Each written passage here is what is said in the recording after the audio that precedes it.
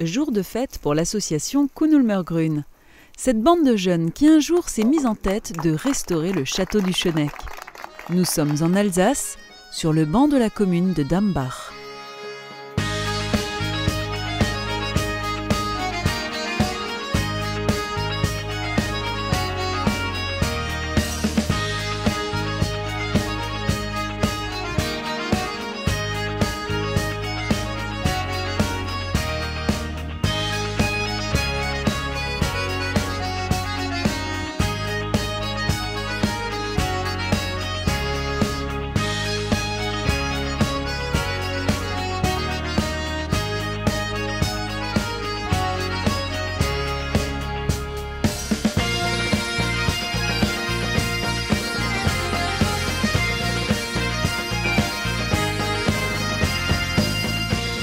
Le prétexte de ce ruban, c'est l'aboutissement, il y a déjà 2 ans, des importants travaux opérés sur un chaînage d'angle du XIIIe siècle.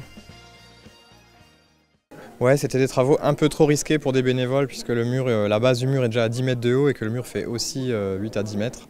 Donc on a plutôt misé sur une entreprise et ça a fonctionné. Il a fallu trouver un gros budget quand même, mais les partenaires d'État ont bien joué le jeu et ça s'est goupillé assez facilement. Le mur était tombé en 1982 et ce qui restait menaçait de s'écrouler également. Il aura fallu 116 000 € et plusieurs mois de travaux menés par une entreprise de Neuwiller-les-Savernes pour en venir à bout, sachant qu'une grosse partie du budget englobait uniquement le montage d'un échafaudage de près de 20 mètres de haut. Nous avons là-haut le chaînage d'angle qui a été restauré l'an dernier par les compagnons du devoir, et nous avons participé à la restauration en cherchant les pierres qui se trouvent devant moi, enfin qui se trouvaient par terre dans cet amas de gravats. Nous avons retrouvé 26 rangs sur les 29 qui étaient tombés, et ce qui permet de rester tout à fait dans les règles du permis de construire qui demandait à ce que nous reconstruisions avec des pierres d'origine.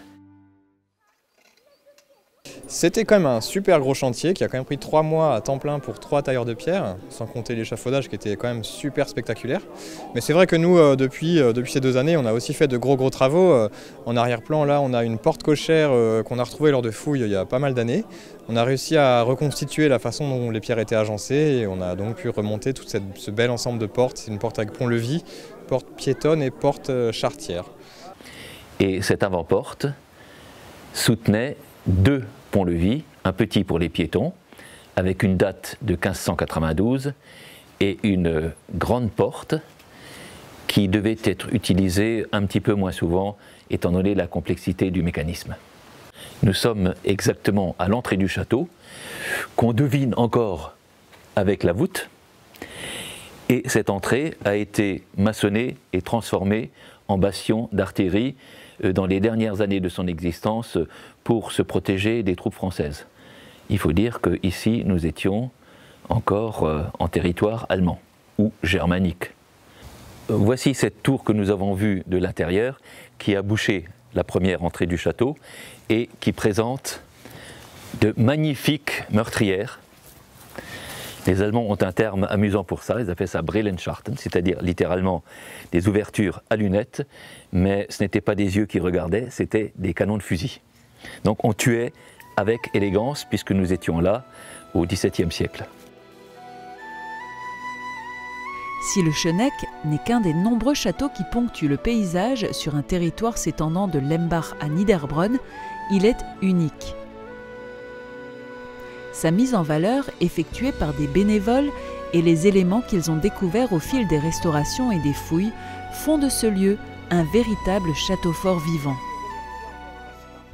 Un de nos atouts, c'est bien sûr l'itinérance, au-delà bien sûr de l'environnement qui est recherché par beaucoup de familles et par beaucoup d'entre nous, mais l'itinérance pour se promener et le fait d'avoir des atouts touristiques de ce style-là, avec chargé d'histoire et de patrimoine, je pense que quelque part c'est vraiment des atouts forts que nous pouvons mettre en avant et surtout pas seulement pour des visiteurs, mais aussi pour nous autres habitants des régions, pour faire quelques virées de temps en temps le week-end.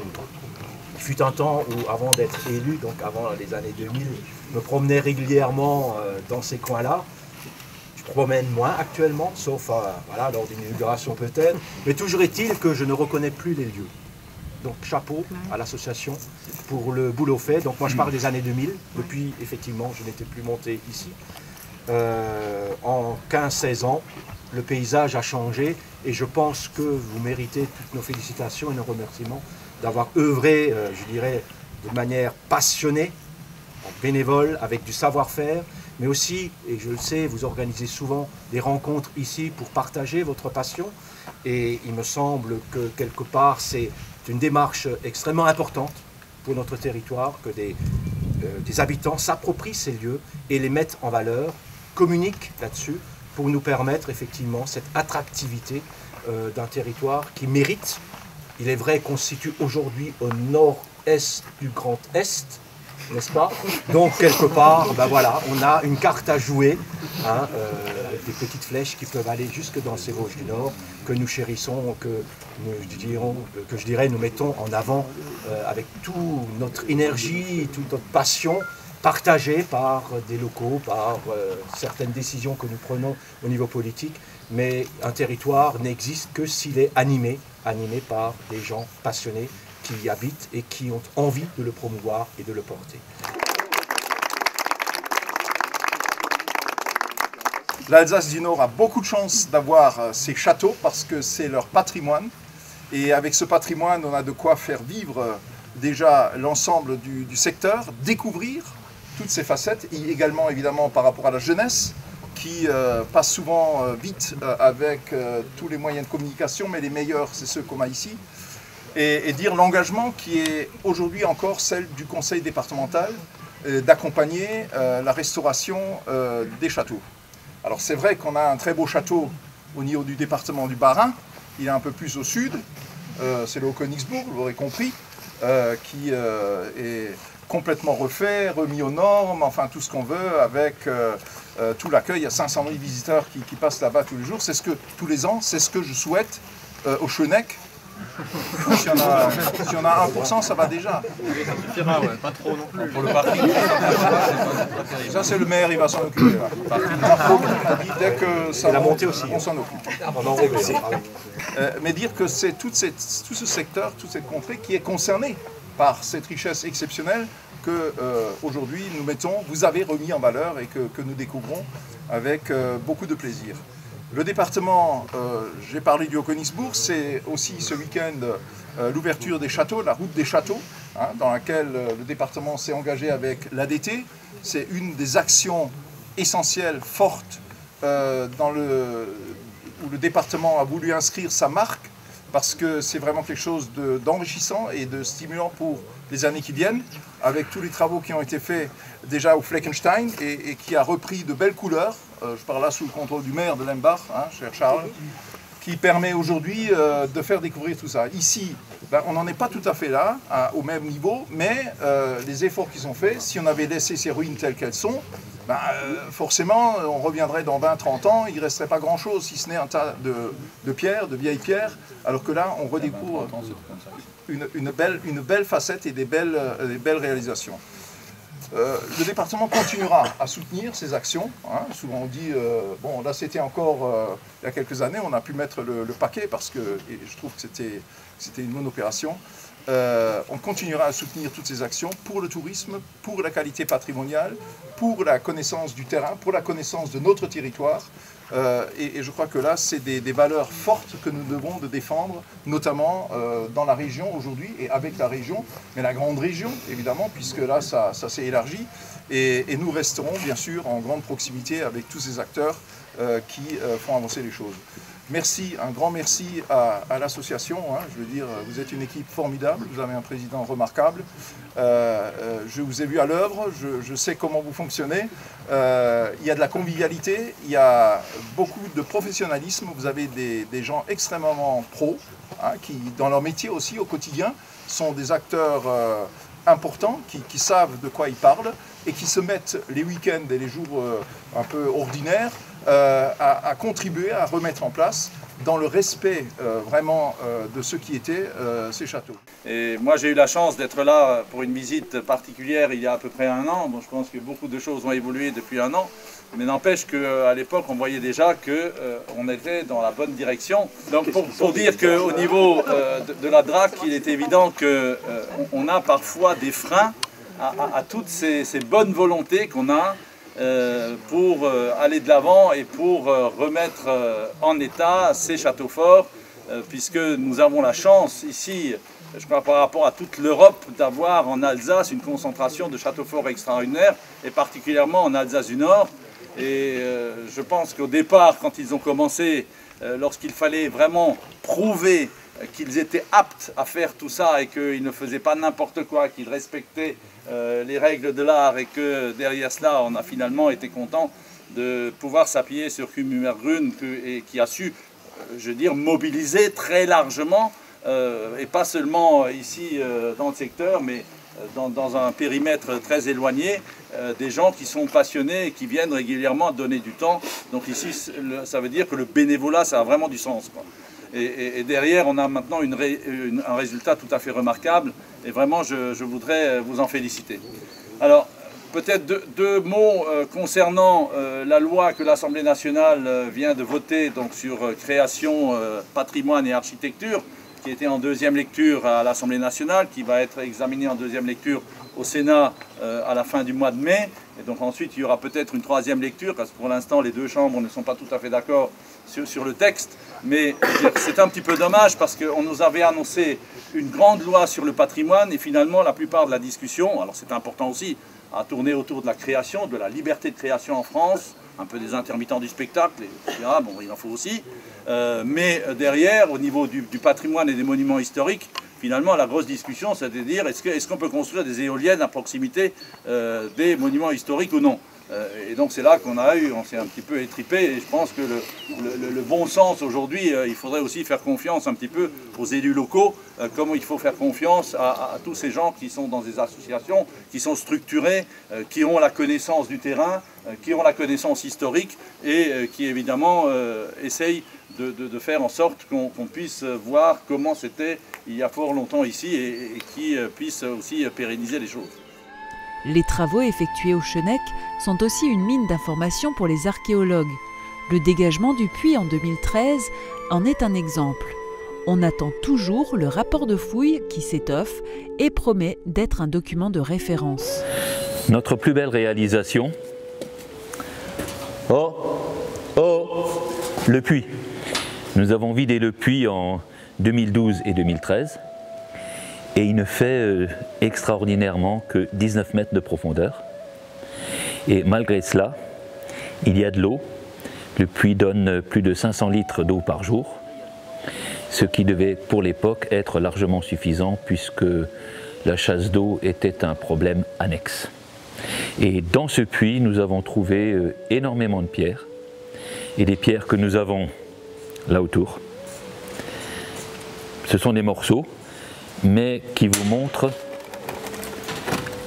un oriel, l'extérieur d'un oriel, et cet oriel qui est c'est une belle pièce, entièrement lambrissée, se trouvait au-dessus du château, sur les corbeaux qu'on voit tout là-haut. Et cet oriel a été massacré, on ne peut pas dire autrement, et jeté dans le puits, afin que ce puits ne puisse plus servir. Donc non seulement on effaçait les traces du Seigneur, il était protestant donc ça ne faisait pas bien chez un roi catholique, mais on l'empêchait le comte de revenir en son château pour essayer de reconstruire quelque chose. Pour nous c'était une aubaine, mais nous au titre de bénévoles qui cherchions à comprendre ce qui se passait sur place. Pour le Seigneur des lieux, ça a été une catastrophe absolue.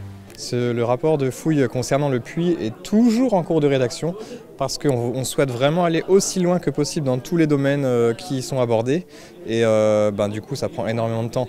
Mais je pense que l'attente en vaut la chandelle parce que là ça va vraiment être très enrichissant pour la culture du secteur et les informations à propos du château, quoi. Ce sera très très riche.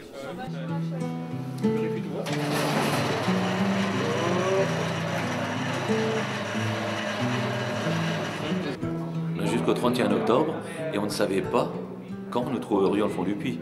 Donc c'est un petit peu l'aventure. Là il se trouve que l'aventure va se terminer. C'est un petit peu dommage. Quelque part c'est dommage. J'aurais bien aimé continuer. Voilà, on va essayer de trouver la profondeur qui nous reste à creuser pour le fond du puits. Je continue à descendre. 90 cm au moins encore.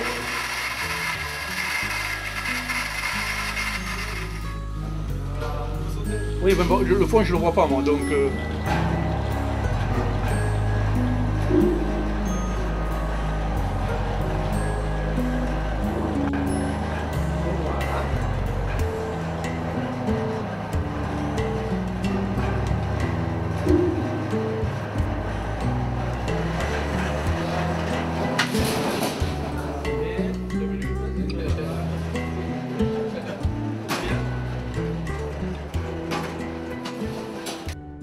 Pendant ce temps, on continue de nettoyer, d'entretenir, de dégager de nouveaux secteurs. L'an dernier, c'était la grande découverte d'une salle voûtée remarquable.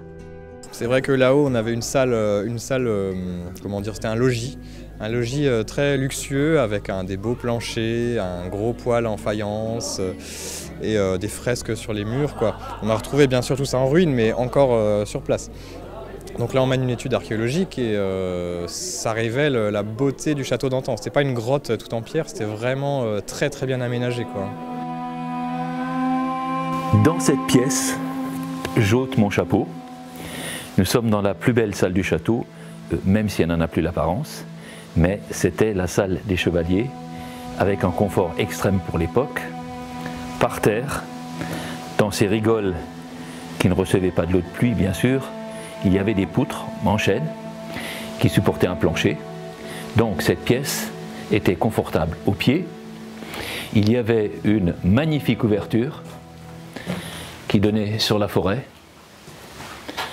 Fenêtre Renaissance avec une taille en arrondi bien plus large pour donner une illusion d'optique, de grandeur. Cette pièce était voûtée. Il n'y avait pas de poutres parce que les poutres ça faisait vieux jeu à l'époque Renaissance. Donc on a mis une grande voûte enduite, complètement enduite et peinte en blanc. On voit encore des traces sur les côtés, des restants d'enduit avec un petit peu de badigeon. Ce n'était pas le seul élément de confort dans cette pièce. Il y avait aussi un poêle. Et le poêle se trouve ici, à l'entrée. Malheureusement, nous avons dû prendre quelques précautions pour empêcher les pierres de tomber. Il y a donc là un poêle. Voici le foyer. Et de l'autre côté, cette ouverture permettait d'évacuer les fumées sans indisposer les invités, qui était le summum du confort. Donc on vivait bien, au chaud, mais sans être incommodé par un feu ouvert. Et plus on scrute le château, plus on trouve de nouvelles choses à faire en dehors de l'entretien courant. Le prochain chantier se fera dans la cave. Je suis à l'entrée de la cave, et c'est la cave personnelle du Seigneur. Elle a une dimension conséquente, parce qu'il fallait beaucoup de place pour stocker les fûts, donc les fûts de vin blanc, probablement, qui devaient venir de la région de Wissembourg, de chez les Alliés. Et comme nous l'avons déjà dit, plutôt du vin blanc, même de piètre qualité, que de l'eau potable de très mauvaise qualité. Donc on voit l'escalier qui descend. Et au-dessus de nous, nous avons la voûte, Le seigneur habitait directement tout dessus. On pense même qu'il avait fait installer une sorte de petit ascenseur pour qu'on lui monte son vin bien frais tiré directement du tonneau. Au Chenec, les pierres ne dorment jamais. Elles retrouveront peut-être leur place et l'on fera encore de nombreuses découvertes. Bah oui, c'est super parce que si le château était fini, ce serait vraiment pas drôle. Donc bien sûr, il réserve encore beaucoup de surprises. La moitié du site est encore en gros sous terre. Donc on se réjouit de pouvoir encore s'amuser un bon paquet d'années à ressortir les murs de terre, comprendre les structures, les logis où habitaient les gens. Enfin, c'est vraiment passionnant, c'est une enquête à long terme. Donc je souhaite vraiment que ce projet puisse aboutir et qu'il puisse évidemment ramener du monde. Alors au Fleckenstein, on doit avoir aujourd'hui dans les 70 000 visiteurs, hein, à peu près. Au Königsbourg, bon ça c'est hors catégorie, on va être nettement au-dessus, mais n'empêche que derrière cela, on a un certain nombre de ruines qui ne demandent qu'à vivre pour être parmi les châteaux forts vivants dans lesquels il se passe quelque chose. Et je voudrais là aussi saluer par exemple le travail qui est fait par une petite équipe de bénévoles à Niederbronn autour de la Wasenbourg, et qui sont depuis maintenant quelques temps prêts à jeter l'éponge, tout simplement parce que les autorisations de l'État n'arrivent pas pour faire ces travaux de maintenance qui sont nécessaires pour garder cette ruine en bon état. Et donc là aussi, je dis qu'il faut que nous, les politiques, on essaye de pousser pour permettre à ceux vraiment qui ont envie de s'engager de le faire, et de le faire vraiment pour la sauvegarde de notre patrimoine et la mise en valeur de notre territoire. En tout cas, un très grand merci à tous ceux qui ont travaillé ici, parce que le résultat ici, il est remarquable, je dirais même il est exemplaire, et j'espère qu'il fera peut-être quelques émules ailleurs, mais on sait que derrière il y a beaucoup de transpiration, hein, un peu d'inspiration, mais surtout beaucoup de transpiration, et je crois que là aussi, félicitations, et tous les randonneurs qui sont là vous en savent gré, parce que ça permet des itinéraires de randonnée en famille, avec des amis, et leur montrer comment, ici en Alsace du Nord, on sait aussi entretenir les vieilles bières. Le travail de l'association, ça consiste, entre autres, à enlever ça. Une énorme souche.